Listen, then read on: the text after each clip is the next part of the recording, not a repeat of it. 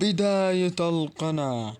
النهاردة طبعا يعتبر أنا مسحت الفيديوهات دي علشان يكون في حاجات بعملها كتير، ورجعت لك وإن شاء الله هنستمر على هذه الفيديوهات. هعلمك طبعا ازاي تعمل أطقم وشعارات وبعد ما تخليها تمام.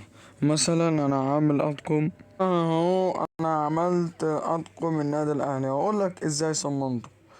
طبعا لو دخلت على رابط بتاعي في تليجرام اللي انا هسيبهولك في وصف الفيديو يا صاحبي، هتلاقي طبعا مرسوم هنا شعار النادي الاهلي. انا هكتب لك شعار النادي الاهلي وتحتيه لينك تدوس عليه ضغط مطولة، عشان كده تدوس عليه ضغط مطولة. بعد كده في هنا عندك 3 اختيارات، هنا بيجيلك فتح تدوس من ناحية 3 اختيارات، ده نسخ الرابط.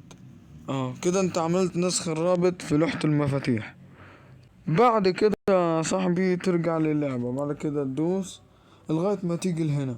بعد ما تيجي لهنا تدوس تعديل.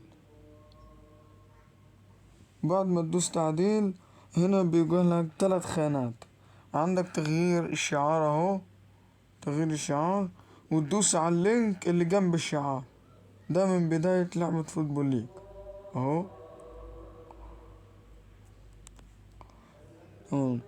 طبعا اللينك هيظهر لك اللي احنا نسخناه ده في التليجرام، هيظهر لك من هنا تدوس عليه، وبعد كده تدوس حسنا وطبعا هيحمل دلوقتي الشعر. طبعا هتعمل كل ده نفس الطقم بس بطريقة تانية. هتدوس على تغيير الأطقم، ولما تنسخ الرابط هيجيلك مثلا الأطقم في اللينك اللي انا عامله لك ده، هيجيلك طبعا الطقم التاني والطقم التالت. طبعا نفس اي فريق ممكن تعمله، فريق نادي الزمالك، في فريق نادي بيراميدز، في فريق هيكون مكتوب عليه شعار بيراميدز تعمل فريق بيراميدز، هيكون مكتوب عليه شعار الزمالك تعمل الزمالك، ما يكون موجود عليه شعار ليفر، اي شعار لما تحتاج رسميته تعمله. وطبعا انا هسيب لك اللينك.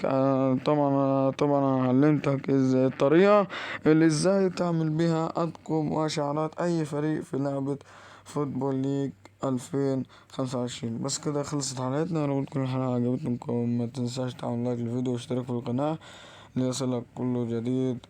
والسلام عليكم ورحمه الله وبركاته. ان شاء الله هستمر في الفيديوهات وانزل فيديوهات اكتر واكتر، واجيب الدوري المغربي، وان شاء الله اجيب الدوري المصري، هجيب نادي الوداد وهجيب كل الفرق باذن الله. وان شاء الله كده يكون خلصت حياتنا. معكم سيف أسامة من قناة العبقري، فإلى اللقاء.